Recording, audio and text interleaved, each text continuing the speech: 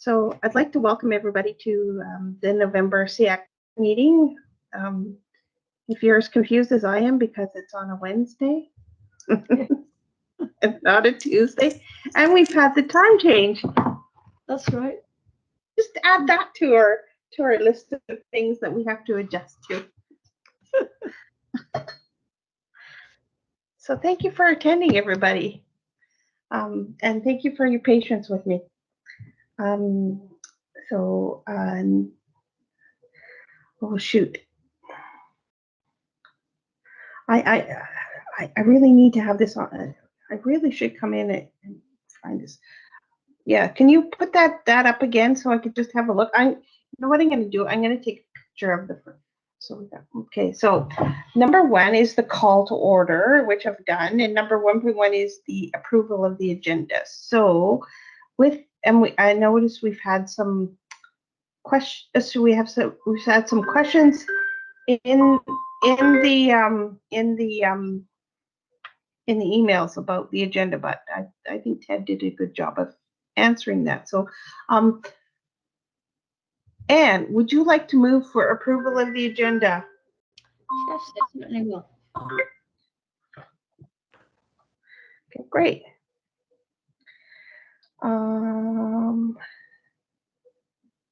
Do I need a seconder for that? I keep on forgetting. I don't think so. We just move on. Number 2 is the acknowledgement of traditional territory, and that's going to be done by Michael. Okay. Bartolis. Sorry? Bartolis. Hi, Sue. Bartolis. Okay, thank you. Yeah, I used to tell the students at my school that it wasn't Mr. Barshortis, it was Mr. Bartolis. And they never forgot that. And through you, just before Michael starts, through you, Chair Foster, it's my pleasure to introduce Michael to the committee. Michael is a principal, or a retired principal, I will say, with the Peel District School Board. Most recently, Michael, I think, was at Huntington Ridge. Am I right there? Yes. And retired. He's welcome back gratefully in the Special Ed and Social Emotional Learning Department. Janet Jakowski has assumed a managerial role recently, and Michael is filling in that gap left by Janet moving up. So we're very grateful for him to be here. And the first order of business was for me to ask him to do the land acknowledgement at the SEAC meeting. So please join me in welcoming Michael, and Michael, I invite you to go ahead with the acknowledgement for this evening. Well, good evening, everyone.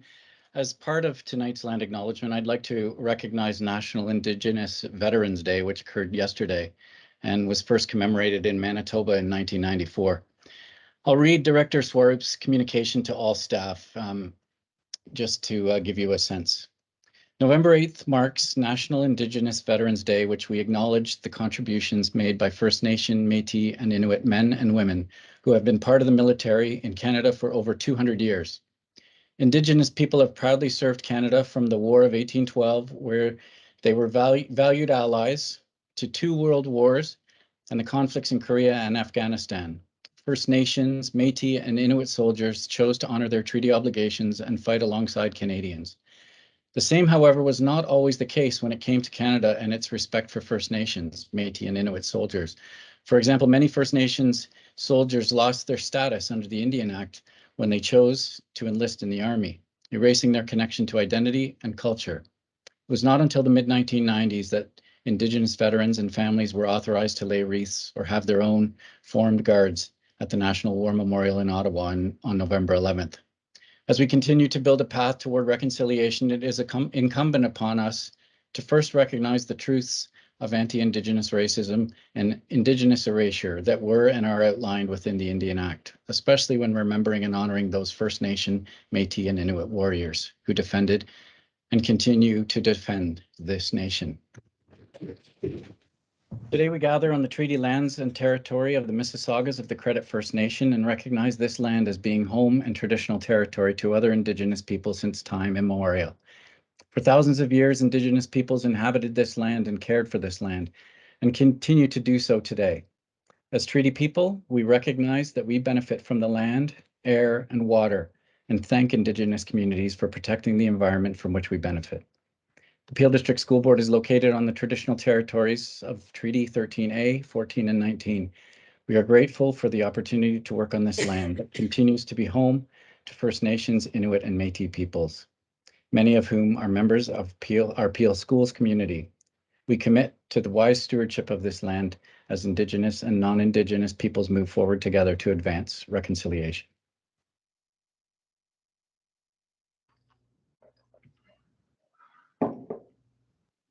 Thank you very much, Mr. Bartolis. No, Mr. Shortis.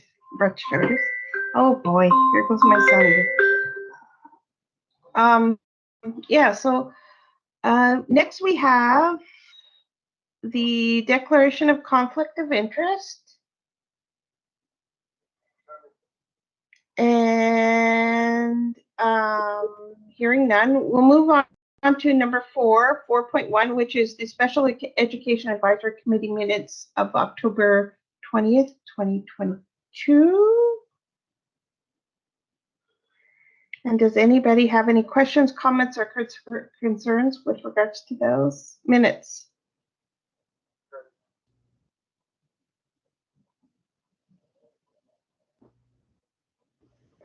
Seeing no hands raised and nobody's coming forth, I'm going to call upon Barb. Barb, would you like to move for approval of the minutes?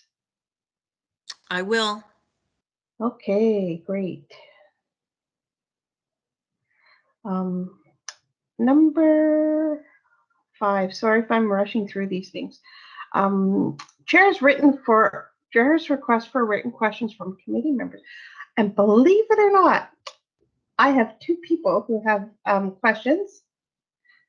And I did send Barb, I did send you an email about I replied to your email of whether or not SEAC meant that you'd forwarded your questions to everybody, but we are going to start with Jennifer Knight's questions. And Jennifer Knight, would you I'm going to turn the floor over to you because these are your questions, and then we'll go to Barb.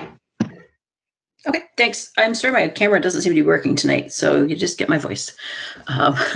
Okay, so first question, these are just questions that have come up over the last couple of months from our groups here. The first one being, we understand Directive 11, we have a Student Equity Advisory Committee, and we just wanted to understand whether students with special needs are represented on this committee and how many and what groups are represented, and possibly getting updates on this committee throughout the year for SEAC. Should I just read through them all, or do we like? Yes, I think you do. Yeah, if you can read through them all, and Ted's had a chance to see them, and he'll tell you which ones, if any, he can answer at this point, or which ones he's going to bring back to another meeting. Okay, great.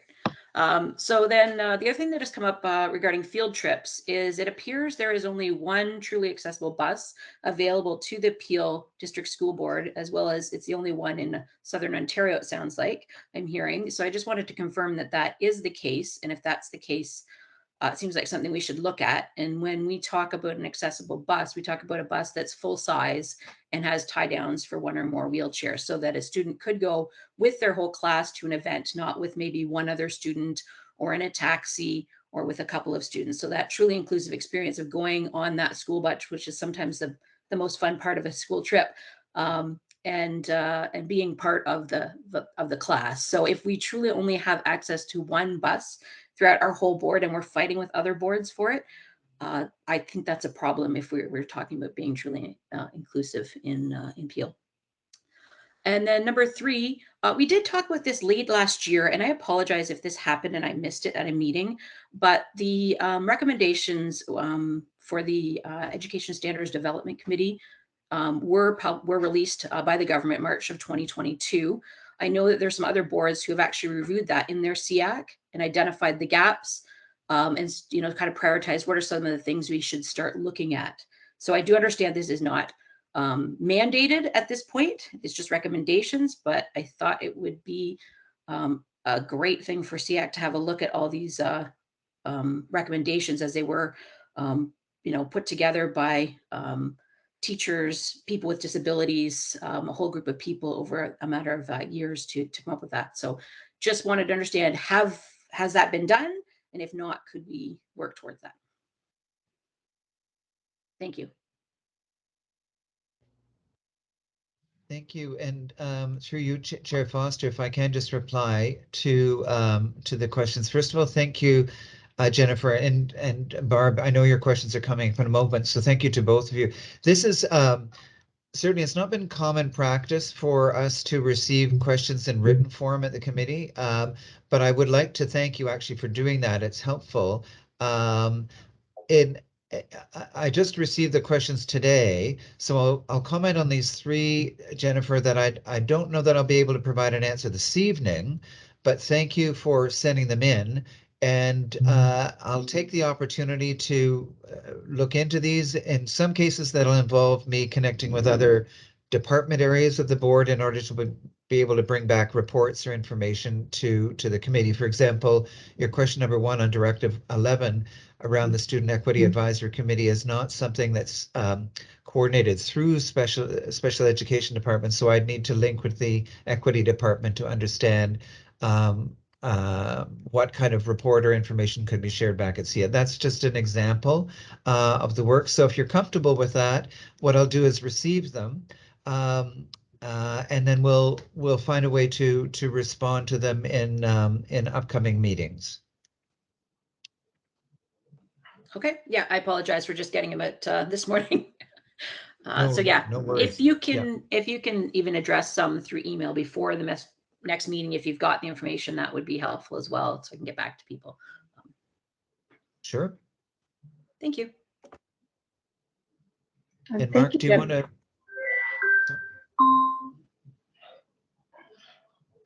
So Barbara's next. Barbara's going to read her questions. What kind of training, if any, do IPRC members receive? What are the dates of the IPRC meetings for each exceptionality for this school year, and who are the members? During the school year 2021-2022, so last year, how many grade students met the first criterion for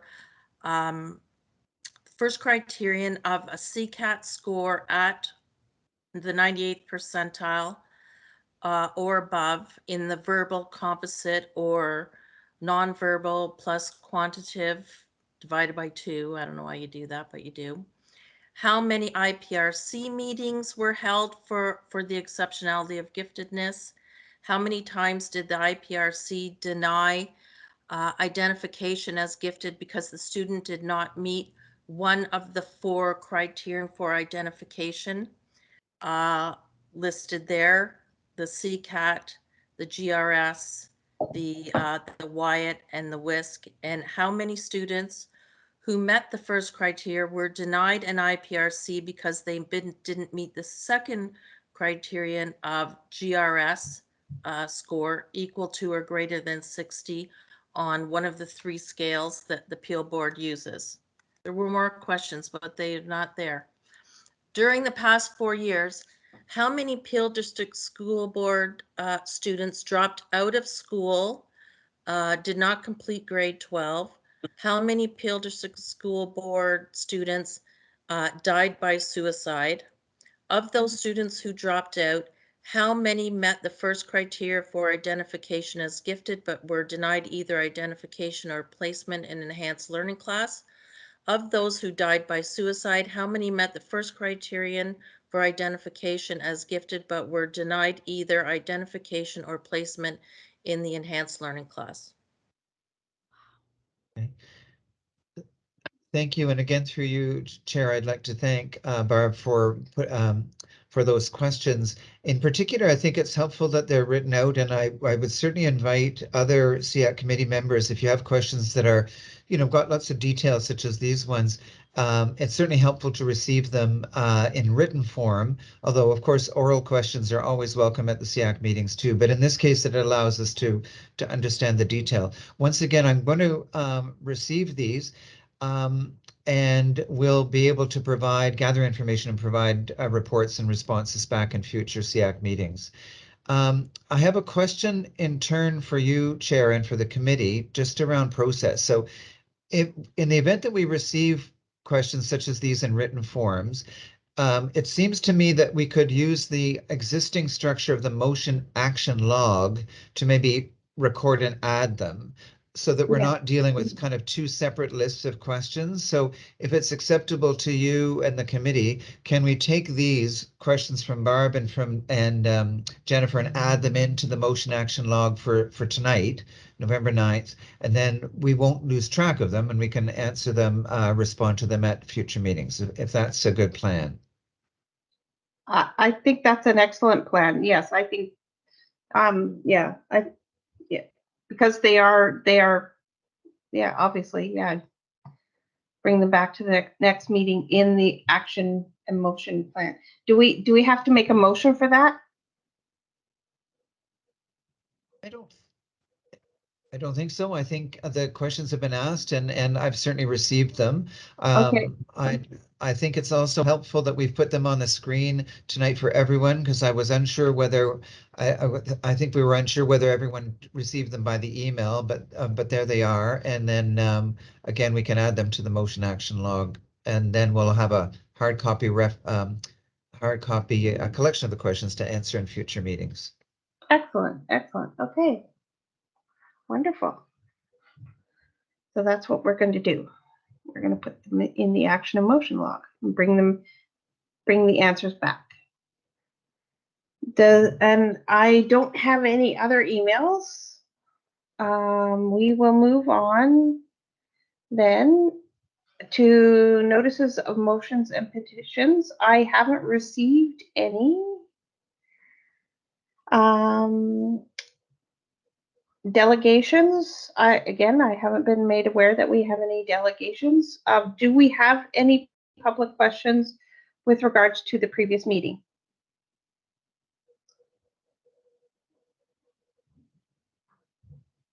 Hearing nobody pipe up, we'll move on to number 8, which is reports from officials and staff. 8.1, which is their superintendent report. And again, I turn the floor over to Acting Superintendent Ted Byers. That's right, and thank you, and through you, Chair. I just have a brief report this evening, and it's really a comment on the meeting and the agenda. I would like to acknowledge that, and I think we began this in our informal conversation at the beginning, that this is the last meeting of, I will say, the cycle for this SEAC, and I would like to, on behalf of the board, acknowledge and thank those members of the SEAC committee whose term may be finishing now. We've already mentioned Trustee Lawton, who I know will be, this is her last meeting, I think, as well as other committee members.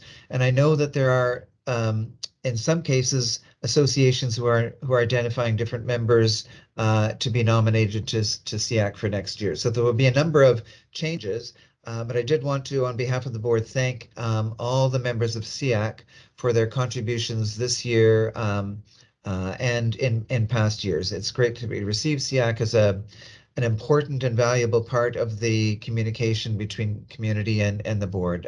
So thank you on behalf of the board for your tremendous service, which is appreciated. Secondly, I did also want to comment on the agenda this evening, knowing that it is sort of the end of this cycle. It's an opportunity for us to respond to some items that have been raised through the course of this year that have not been yet answered. I'm referring, of course, to the motion action log, and there are a number of items on that. So you'll see that listed on item 12 in the agenda. And I will, with your patience, when it comes to that, go through and respond to the questions that have been there. There's about, I think there's maybe about 10 of them almost, providing some response and obviously inviting if there's any further questions or comments. So we won't be bringing new reports, as it were, this evening, just because we are closing off the SEAC year, but we look forward to a new year beginning in December with the first meeting in the new committee, and certainly lots of business to do collectively on the road ahead. So that's my report for you, Chair, this evening. Thank you, Superintendent Byers. And I would like to echo my appreciation again for Trustee Lawton and all the work that she has done for the Board of for the Peel District School Board of School Board, and for our kids with special needs. It's you're an amazing person, and you are going to be missed. Thank you. Sue, would you like to move for receipt of Ted's report? I will. Marvelous.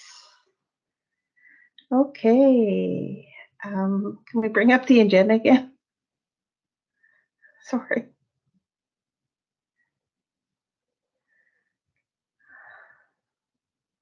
Okay. 9, communications for action or receipt. Oh, we don't have any. How about reports from representatives on councils and associations? Does any association have a report? It's probably going to be it's probably going to be a quick meeting because we are at the end of that cycle, and yeah, we're having some changes coming up. Any other questions asked of and by committee members? Number 11.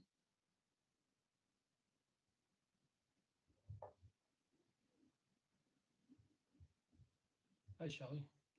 It's Wes here. Go ahead, Wes. Not a question, but I'm just not sure the appropriate time to to bring it up. And as was mentioned earlier, that there'll be some changes with representation from different organizations, and we do have the new representative for what I've referred to as Views for quite a while, but has actually been rebranded recently as Optic. But Jazzy Gill joins us and will be the representative for Optic going forward, and I'll stay on as the alternate. But I wasn't sure the appropriate time to introduce that or introduce Jazzy for that matter. I think this is a great time to introduce her, and yeah, thank you, Wes, for letting us know.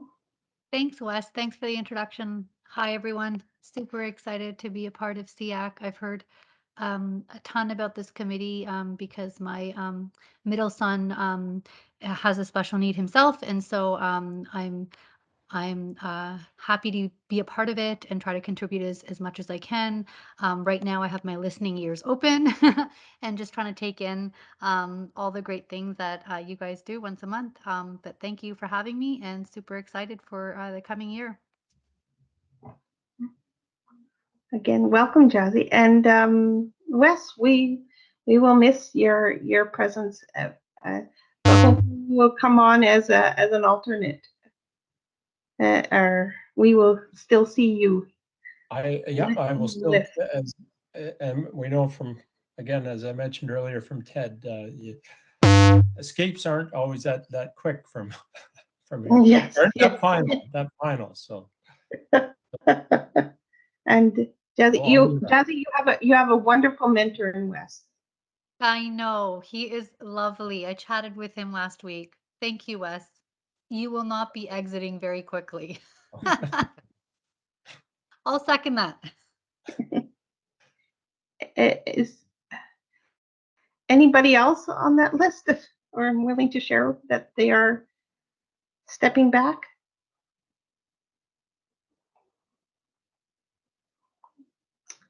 All right. Hearing nothing, we go on to 14. Am I right?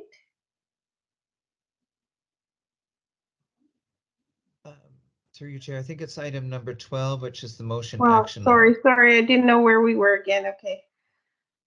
Number 12, motion and action log 12.1. Thank you, and through you, Chair. As I mentioned earlier, I'm happy to go through this and address some of the questions. Now, the action log itself was linked in the agenda. So if you received the agenda, I invite you certainly to click the link and you'll see the questions, and then I'm going to respond orally to them. I'm not sure if everyone has that. So in fact, I'm happy to actually read out the question as well quickly so that you have a context for my answer. And I'll go through the questions in the order that they appear in the motion action log, which is actually in, what is that now? Reverse chronological order from the most recent meeting, going now back in time, as it were, to the most distant, if that's the right way. Okay, so let me Ted, begin sorry. with. Sorry, Ted, it's Jessie. Can you share your screen, or was it in the email sent yesterday, Shelley? Mark, are you able to pull up the motion action log and have it on the screen as I speak to the questions? You have to give me a second. I'll have to find it. It would be near the end of the, yeah, it would be near the end of the agenda, right? That was attached. It's linked at item 12.1. Mark, Yeah. happy to do that if you can't find it. Oh, there it goes. Yeah.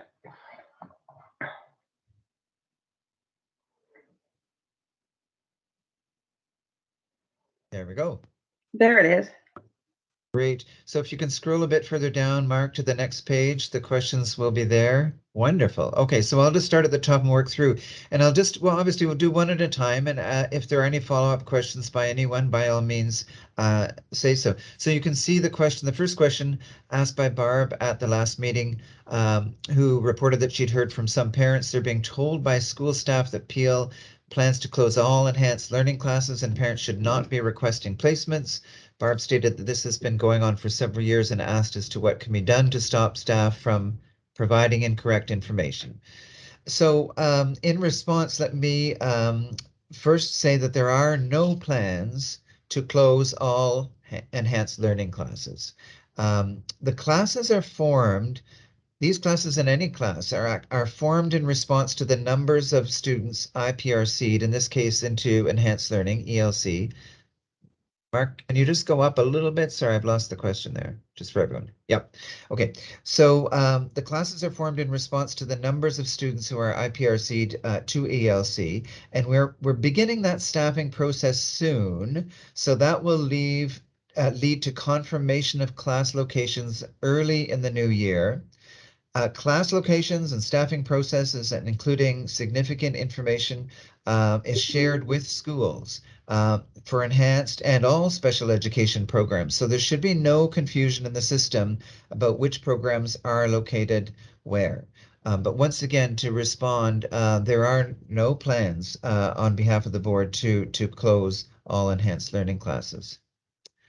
Barb, I don't know if you have any follow-up questions to that or other committee members. Well, it would just be, how would you be conveying this information to the principals who are giving this incorrect information to parents? Yeah, as I was saying, all of the class locations are made clear to everybody, even to obviously to principals and schools who are not, who don't host the classes in their own school. So there should be no lack of knowledge. But I certainly invite you, if you have, and that can be sort of offline, Barb, if you want to send me a heads up about a particular location, I can make it clear to that staff or to the school too, if you have any particular ones to direct me to. Well, I can only direct them to you if the parent gives me permission to Sure. Understood. Yeah. do so. Yeah. Okay, thank you. Okay. Okay, the second question from last meeting. So this is about the nomination process for appointments to SEAC for the new term. So General Counsel and Governance Officer Catherine Lockyer noted that the organizational meeting is scheduled for November 30th, just in a few weeks, when the Board of Trustees will appoint members to SEAC. There will be 3 trustees as there are now. She stated that existing members of SEAC will be receiving letters shortly from the administration requesting them to indicate whether they wish to be reappointed to SEAC. and the letters will contain all relevant information about the process. Nominations from associations can be received by email. And Carol noted that she had asked at the last meeting for a brief report to be brought back to this meeting about the process. So I can, just to add to the answer that Catherine provided at the last meeting, communication to existing SEAC member associations has been sent, and we continue to receive replies regarding their nomination of people to SEAC for the upcoming cycle. So the full list of names will be complete, obviously, by the next meeting, including the names of the three trustees who will be appointed to the committee meeting, and all those introductions will be made at the first meeting of the new cycle, which will be in December. Are there any comments or questions about that? I don't know if This is Carol. I did raise my hand. Sorry. Can you hear me? Yeah, we can hear Carol. Go ahead. Just have a question with regards to the vacant seat. Was communication gone out to the community about that vacant seat and be able to put their nominations in also? Thank you, Carol. Information will be going out. I don't know, Catherine, are you online this evening, and can you perhaps make a comment on the timing of that communication? Thank you, Acting Superintendent Byers. And yeah, the communication has not gone out yet, but we will be sending out communication. It will not be out by November 30th, so the seat will remain vacant as of November 30th, but communication is going out. We're hoping to have it out in the papers and widely advertised by the beginning of the year.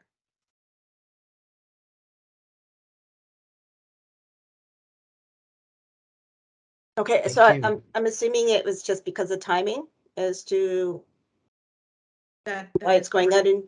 Okay, that's correct. all right, thank you. Okay, thank you. Thank you, everyone. So we'll go to the next question, and now we're going back to the September 20th meeting. You can see on your screen, Carol referred to the tutoring support and asked whether a report will be brought to SEAC, which will provide data regarding students with special needs. What you see on the screen, there's actually a few questions here, so I'm going to pause after each sentence because they're all different questions, in fact. So again, the tutoring support, and asked whether a report will be brought to SEAC, which provides data regarding student with special needs. So on the tutoring program, I wasn't at the meeting, but my assumption, Carol, is that you're asking about the tutoring recovery funds that were announced by the ministry. So for everyone's benefit, the tutoring recovery funds were ministry funds, which were directed to boards, and they have led to tutoring that's happened in different ways. So one of the ways was tutoring delivered by third-party vendors. So the Peel board received bids from community organizations who were hoping to become vendors of this tutoring. Those bids were reviewed, and in the summer, 14 vendors were identified to provide tutoring. Now in the new year, that number has increased to over 50. So it was 14 vendors in the summer. It's now over 50 vendors providing tutoring support. The way that third-party arrangement works is that parents would contact those vendors directly to make the arrangements for the tutoring. So actually, as a board, we would not know which of our students were participating.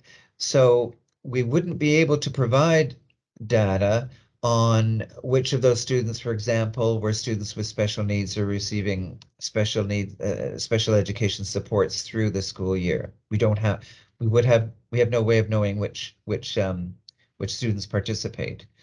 That's the third-party vendor process for tutoring. There also is tutoring that's provided virtually by the Peel District School Board. And that's being provided from grades 3 to 12 now. It's happening Monday through Friday after school, so between 5 and 9 p.m. Students would sign up for half-hour time slots and those sessions are provided to students. We don't um, we don't keep track of which students are participating and gather data on their student profiles. So again, we're not gathering data, so I'm not able to provide that information back to SEAC. The third way that tutoring does happen is through our OFIP and COI programs.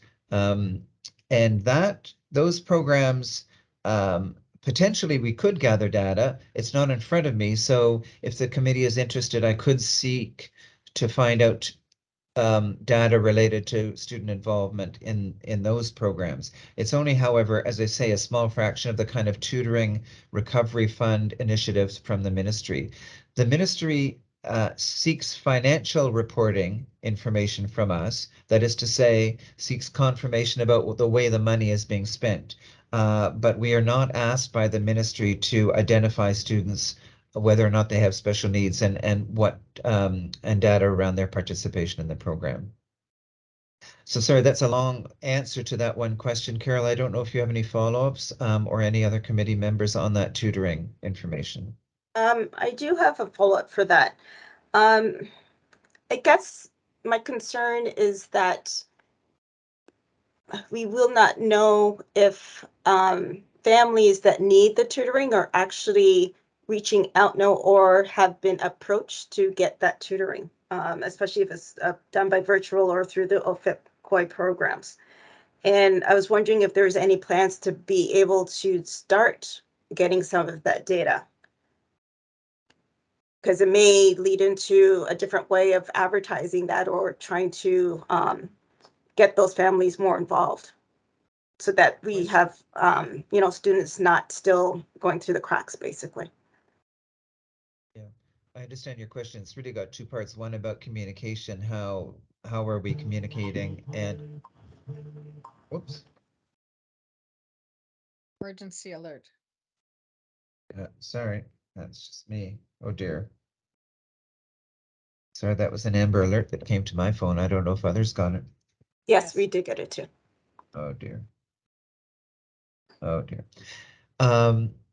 Sorry, Carol, your question has sort of two parts. One about communication to ensure that the programs are widely, known and understood, and we're supporting families and applying to them. And secondly, really just about particularly encouraging students who may with special needs that they would receive the supports that they're uh, yeah, that are available to them, and that could assist them.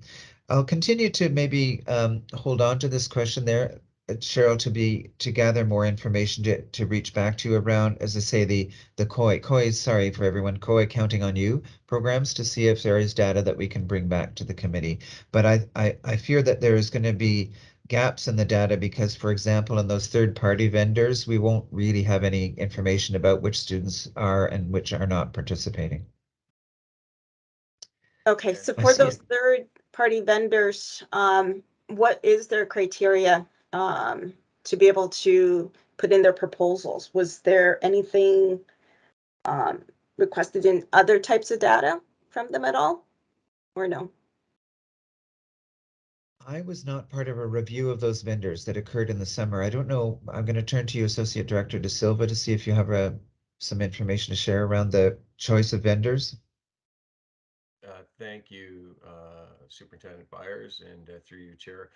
Yeah, so one of the I will address the first concern around the tracking piece. It is a situation where we asked that question to our superintendent within curriculum. And the issue around the third-party vendors and tracking is the confidentiality piece that's associated with them reaching out to those third-party vendors and then somehow receiving that information back. For example, looking at OEN numbers or student numbers, that would be inappropriate for the third-party vendors to ascertain from those families and students. And so then it becomes a situation where they're providing names, and certainly how are we to track appropriately from that perspective based on a name or a given name or a surname that, we can't really track. So that's one of the issues around the third party vendors, and we weren't asked to track that data from the ministry from that perspective. And I can't remember the second portion of the question, Superintendent Byers. What was that second? Well, it was really just about the data gathering and the different Yeah. sources. Yeah, and That's and really the criteria the that was criteria. Yeah. the criteria that was used to, and so there was, there was a posting that was very similar from board to board that they would access online, and then very simplified criteria around what are their services, how do they provide it, and then how many students, I think, was one of the questions as well that they could serve.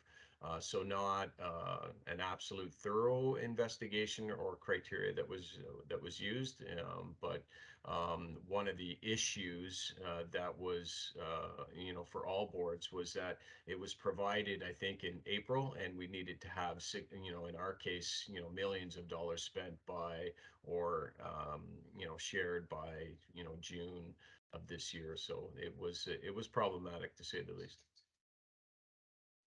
Thank you for that. I understand and appreciate the privacy concerns, but I think on a general level, if there was a way of getting just numbers from them, you don't have to get names, those types of details.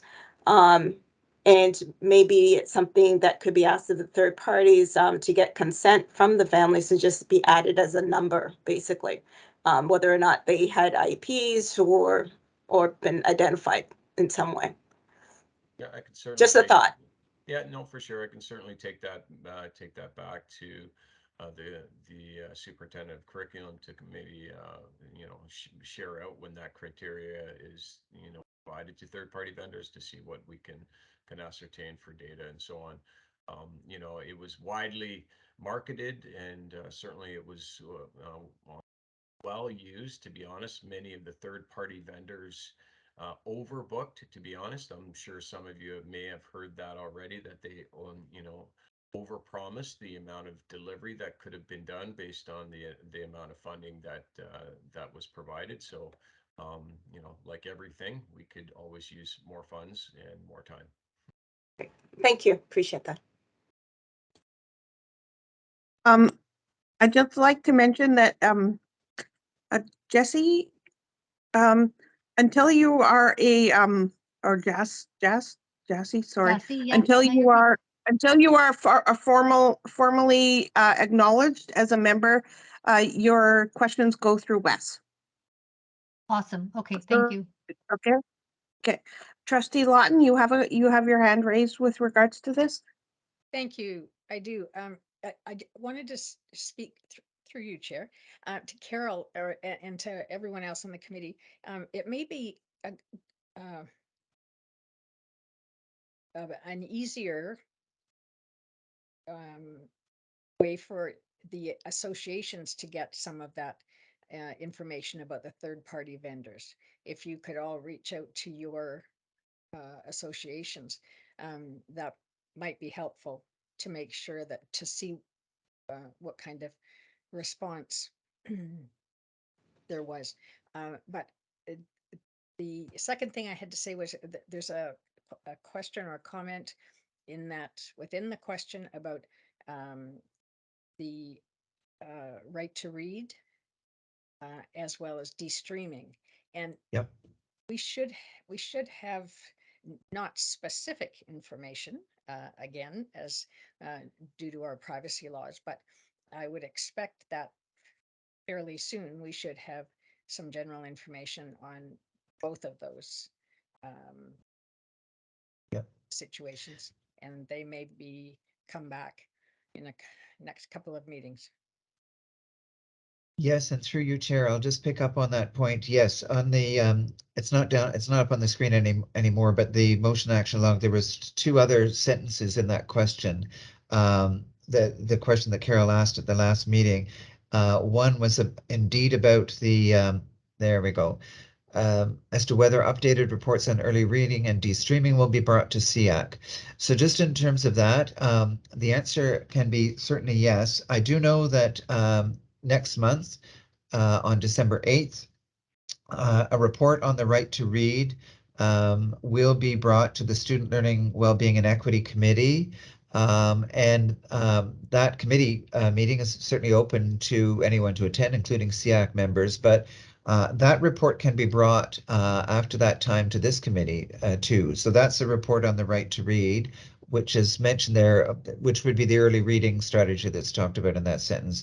De-streaming likewise will be reported differently and certainly can be brought back to SEAC. I don't have a date for that, but just to acknowledge in this question that those reports will be and information will be able to be brought to SEAC in future meetings. The last part of this question was about board's plan for professional development days in terms of special education and the agenda set by the province for these days.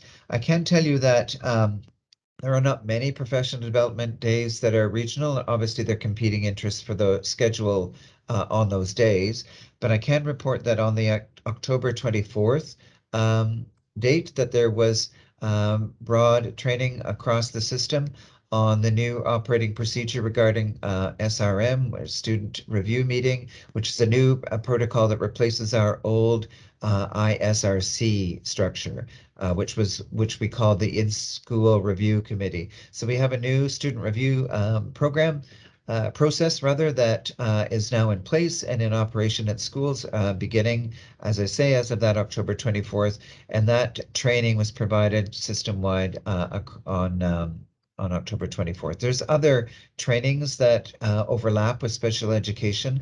Often the schedules on those days are worked on by multiple departments together so that the learning isn't kind of siloed or differentiated, but it's coordinated together. I don't think the agendas for upcoming professional development days are finally set, but happy to report in future meetings on what those agendas would be. Lots of good questions from that September 20th meeting under that one bullet there. Are there other follow-ups or questions in relation to any of that? No, I'm good. Okay. Thank you. Appreciate that. Thanks, Carol. So I'll move to the next question, also from that September meeting. As you can see on your screen, Trustee Lawton, you asked about the status of hiring educational assistants. So I can report that there was an additional allocation of 100 long-term educational assistants, and that those 100 have indeed been hired to the system. In August, some of those 100 educational assistants were allocated to schools to support student needs as per our educational assistant allocation process. The remainder of the 100 have been assigned to superintendency areas as floaters. So that's a funny expression that we use internally. What's a floater? So the goal of the floater positions is to be responsive to emerging needs in certain locations. So that could be new students registered, or it could be student changes, moves in, moves out. It could be particular students changing needs as they emerge. So superintendents, each area superintendent, there are 13 areas. Each superintendent have an allocation committee that reviews those emerging needs within their area and can reassign these floaters, floater educational assistants as necessary. So these assignments would be for blocks of time. They're not sort of daily, go here one day and go here the next day. And they're to be responsive to those emerging needs, and those assignments are reviewed regularly by that allocation committee. So in short, superintendents have a sort of a complement of those floater EAs to move around their area to meet the needs, but the bulk of them were assigned out as part of our regular allocation process. I should say that there was what we call a reorganization that occurred just recently, a couple of weeks ago. August is when the initial allocations go out, but of course there are things that happen. Families moved and we didn't know about them when we find out in September. So we always schedule a kind of reorganization or a shifting of the educational assistance, and that happened about a couple of weeks ago. So Trustee Lawton and committee, I don't know if that answer, if you have any further questions or if that helps with your question. Thank you. It does help. I'd like to understand that 100 that you spoke of was over and above the Oh, yeah. number that was asked for in the Yes. business case for our special education. And I think that was 300. And I don't. Yes, Yeah, I think so. The 100 was in addition to that. And of course, we all know what's going on currently with educational assistance, and yes. hopefully,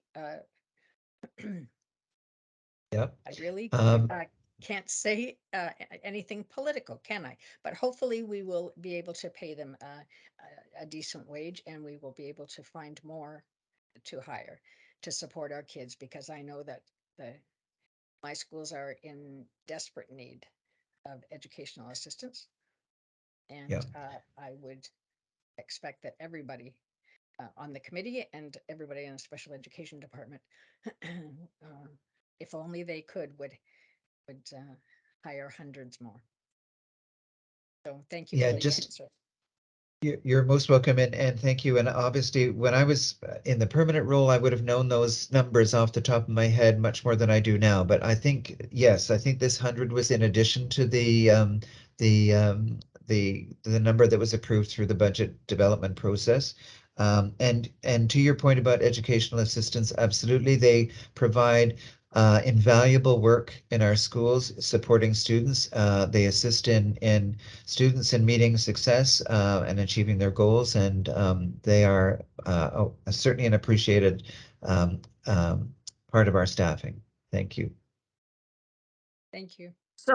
So Ted, are you saying that we presently have no vacancies, no educational worker vacancies? No, I'm not quite saying that, but I don't have the number. I know the allocation, and I know that those allocations are gone out to be hiring. I do think that there are some gaps of staff remaining to be hired into those positions, but that's the allocation that we have been able to provide to the system. Okay, thank you. So moving forward, I'd like to now move to the next question, also from September 20th, which you can see is regarding the accessibility plan. So I have linked with the abilities department, and I can provide the following information. So the board's current accessibility plan is a 2-year plan, which was developed by a working group led by the abilities department at the board. We are currently in year 2 of this 2-year plan. In February of 2022, just earlier this year, an AODA compliance desk audit was completed, and there were no outstanding items required at that time. So the next report is due in December of 2023, which is about a year ahead. In the meantime, the manager of abilities is developing a structure through which to build a 5-year accessibility plan. So details of that structure, including working group, consultation plan, can be brought to SEAC as a report with opportunity for input. I don't have a date on when that will be brought forward, so I'll say likely in the new year, but when I have more information about the timing, I can certainly bring clarification to SEAC. Thank you, and I invite if there's any follow-up questions related to that. Carol Ogilvie has raised her hand. I understand that the reports are going to be coming to SEAC. The question I have then is with regards to meetings of that committee, will SEAC be able to sit at that table again?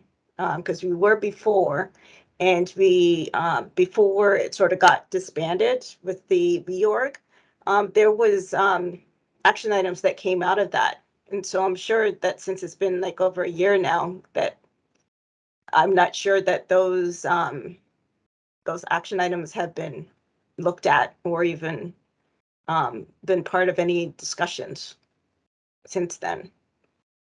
Yes, and through you, Chair, I certainly share, Carol, your memory of the structure in which SEAC formerly was at the table. I have, just so for your awareness, I've surfaced that same question that you just asked. Will SEAC be able to sit at that table?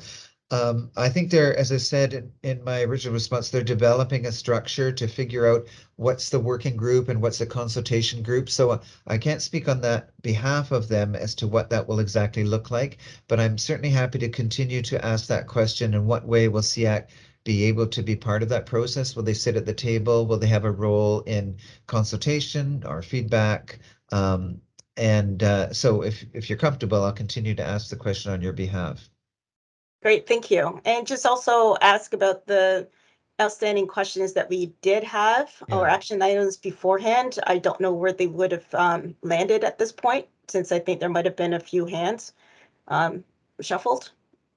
I'll ask that too. The only information I did receive in investigating for this question was that there was a compliance audit, as I say, which identified no outstanding items. So that may mean that those items that you referred to were addressed. I don't know. But.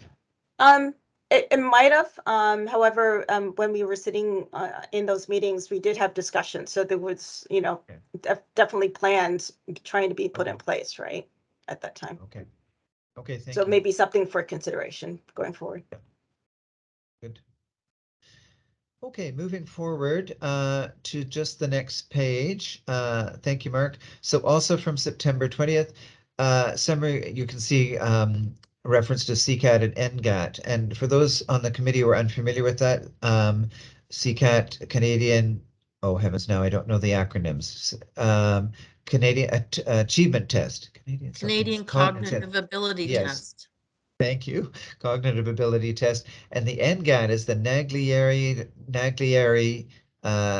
General Abilities Test. I think that's correct. Apologies for not getting the acronyms correct. So CCAT is a test that we have used widely in the board for a number of years, and NGAT is being now piloted this year. So the CCAT assessment is being administered now in schools. It's administered board-wide in grade 4. The NGAT pilot will follow 2 weeks later and is being administered in 21 schools. And I believe that was described in a previous report to SEAC, I think last spring, but you can correct me if I'm wrong. A review of the results from the NGAT pilot will be done by the research department in order to inform board decision-making about the potential board-wide use of the NGAT tool. Data from the research department will be available in the new year, and a report will be brought to SEAC at that time. So I don't know if there's any follow-up questions regarding that. As I say, those tests are happening now. First the SEAC and 2 weeks following the NGAT this month. Okay. So you can see on the motion action log, there's this page and there is actually a following page we'll get to in a moment. You can see that some of the questions now we're getting to are much older, but I'm certainly happy to respond to them. The one next on the screen is from January of no, that's wrong. There was another. Oh, I thought there was another one about grad coaches. Okay, from January 18th, anyhow. Updated information in the SEAC brochure. So certainly the SEAC brochure can and will be updated. I would suggest following this organizational meeting of the board coming up on November 30th, at which point member associations and their representatives will be known, and also trustee appointments to SEAC will be finalized. So a new brochure draft can be brought to SEAC. I suggest it could even be brought at the December meeting with that updated information. And I'm happy to ensure that that happens. I still have to investigate, and maybe anyone on the committee knows where the electronic copy of this brochure resides. I have paper copies, but I'm not sure where the electronic copy is. I suspect it may be here in the special education department, but if chair or any other member, in fact, would like to tell me that they have it instead, by all means, I'd be happy to receive it. If not, we'll just redo it from the beginning, and I certainly have a copy of the old version, and we can easily do that. I think we were talking about getting together and maybe updating some of going through the SEAC brochure and updating it all together as a whole. But with all the turmoil that's been going on, it's been really hard to get everybody together as a cohesive unit. Barb, I know that this was something that you were really interested in. Barb, in your hand went up. Would you like to add some information? Yes, we were offered some funds from PIC to create this brochure, and I think it would be great if we could create something not as expensive as the IPRC brochure, something much cheaper that could be shared with parents who are new to the Peel District School Board, just as a one-time thing. And then we can use, if it's the same brochure I'm thinking of, we can use it at events. Yes, that one. Yeah. Yeah. Okay, the one I'm pretty sure we have this electronically here at the board. The one in my hand is fairly old, and it even has Superintendent of Special Education Ted Byers on it. So that tells you how old this thing is. So it may not be the latest copy, but happy to, if we own it, I'm happy to update it to the extent that I can, and then we'll bring it forward to the next meeting. And it can be a great way, in fact, to start off the new cycle of SEAC by engaging in that collaborative building of a brochure. So maybe we could put that in the staff-led discussions. Perfect. Perfect. That's great. Excellent. Excellent. Okay, December staff-led discussions. Thank you. Okay. Mark, if you don't mind putting the motion action log back up on the screen, there's just, I think, 2 more items to look at. It looked like it was over, but there's a further page. There we go. So from December of 2021, staff are working with research and learning technologies departments to improve data collection, including information on non-identified students. A report will be brought back to a future SEAC meeting. So I can report, and I know the committee will recall when I was superintendent, we really did struggle to gather all the data that we really needed as a committee to understand where the students were and what services they were receiving. Some of that data sadly had to be collected through a kind of a hand gathering process, if you can believe it. But I am happy to report that greater data collection has been made possible since that time of that item in December 2021 when this question was asked. Reports can now be generated that more readily identify students who access special education supports and services, particularly in the data collection of non-identified service types. That always was the challenge for non-identified service students receiving service. So I suspect in the new year, data will indeed be brought forward to show where information about students who are receiving special education supports. We always gather that data after October reports to the ministry, so we're in the process of doing that. I'm not sure if it'll be available in December, so next month, or in January in the new year, but we can certainly bring that data forward at that time. Are there any follow-up questions to that? Okay, and the final question on the log regarding the board procedures for SEAC agenda maintenance and retention. I don't know, it says there that governments will follow up. Catherine, I haven't had an opportunity to talk to you about this, but can you offer any comment on that question, or should we continue to leave this one on our log?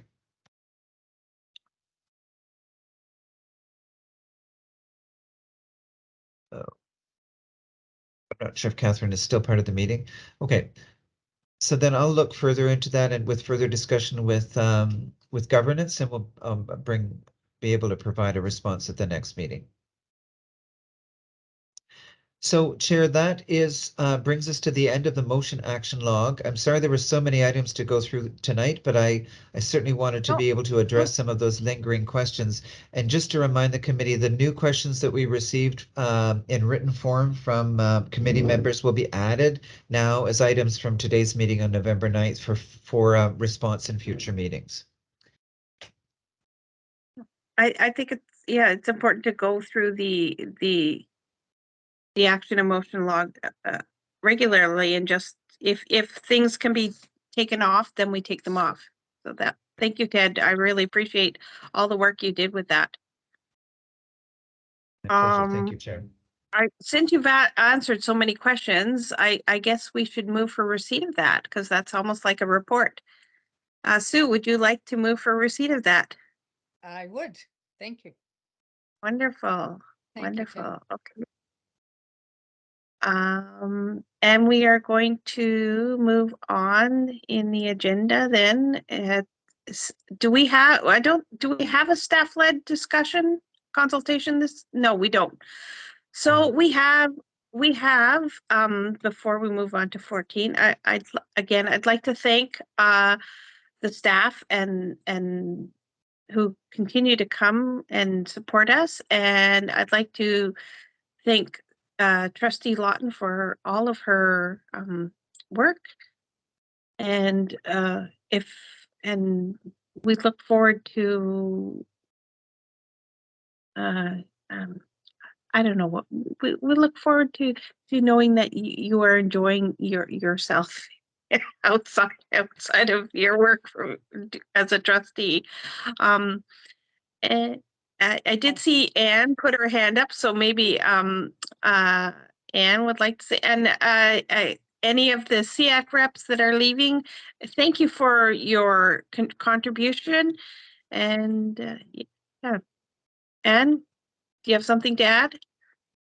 Yes, I would, Shelley. I would just like to say thank you to you for the last 4 years. You've done a wonderful job as being chair of this committee, and I just wanted to express my thanks to you for that. It's not been easy over the last couple of years, I know, and let's hope we all get back to meeting in person soon. But anyhow, thank you so much. You're here. It's been a lot of pivoting. Thank you, Anne. So, Anne, would you like to move? Oh, Paul, did you have something to add? I see your hands up. Yes, Go ahead. Thank you, Chair. I just also want to express my deepest gratitude to all of the folks on this call. It takes a tremendous amount of effort and time and advocacy on your part to be part of such a special group. So I truly want to thank all of you for that, for certainly Shelley for your leadership as chair, Ted for jumping in, and all of the folks who are here. Congratulations to trustees who are returning. And my deepest thanks, I want to say, Sue and I go back nearly 12 years, and she has, we sat on many committees together and certainly shared lots of stories about our family, ups and downs about our family. To be honest, she helped me through a bit of a dark time with one of my daughters, and so I certainly want to deeply express my thanks for her. And truly want to say that I will miss your conversations and your time and your commitment to the Peel Award. So thank you. Thank you, Paul. And I also see that Susan Benjamin has her hand up. Yes, thank you, Chair. I just posted a little note to all the members of the SEAC committee. Special thanks from me, and especially to Trustee Lawton. As AD De Silva said, she's been here with us for 3 terms and has contributed a lot. So Trustee Lawton, we are surely going to miss you. Thank you, everybody. Hear, hear. Thank you. Thank you. Does anybody else have their hand up and I haven't called upon them? I know I put my hand up. I don't know how to take my hand out. I don't know what I've done. Yeah. Trustee McDonald, you have your hand up. Go ahead. Yes, hi. I just wanted to echo the similar sentiments that when I first became a trustee in 2014, I often relied on Trustee Lawton for guidance because, the onboarding was a bit a little odd. So I know I had a million questions. If you thought I had a lot of questions now, you should have seen me when I was a new trustee. So yeah, I appreciate always, you know, and I remember one of the conversations I had with Sue, she used to say, oh, you know, I find it very interesting. I admire the fact that you're not afraid to ask questions. And she always answered them. So thank you, Sue. Yeah, and good luck. And now I'm not sure how true a Peel person you are, because from past experiences with Peel people, I know they never truly retire. They always come back. So I'll be around. yeah. I'll be watching. Yeah. Oh, my camera was off. Sorry. Yeah. So, all the best, Sue. Thank you very much. Okay. Bye. And my thanks, if I can, go out to staff. The staff over 12 years has changed. And some have, as we've referred to, have come back, have gone and come back. But the dedication that you all show for your work is truly appreciated, and as well as the time that you spend. It's one thing for some of us to go to a meeting at 7 o'clock in the evening if we've been able to be out for a walk in the afternoon. But you've been working all day, and you bring your heart and your knowledge and your caring to us and to support us. And I want to thank you.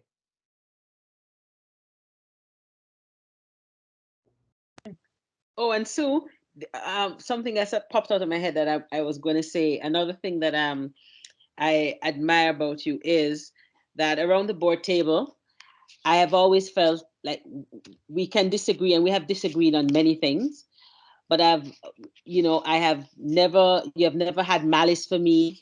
You have always, in your decision making, you'd always do what you think is right. So it's not a matter of, oh, I didn't agree with what you say, so I'm not voting for you. You are always, I found your integrity in terms of when you're doing about the board business. And I really appreciate that with you, because I know that's a rare quality, and I've always appreciated that in you. And I felt I could always be honest with you. We could disagree, but you would always do what you truly thought was best. And it's not a matter of, oh, this side, that side. So I appreciate that in you. So thank you. Yeah. Thank you again. And with that, Trustee McDonald, would you like to move for adjournment of the meeting? Certainly, I will. Okay. Thank you, everybody, again. We will see you in December. Thank you. Bye. Take Take care, care. everybody. Have a good Have a night. good night. Good night, everyone. Good night. Thanks, everyone. Good night.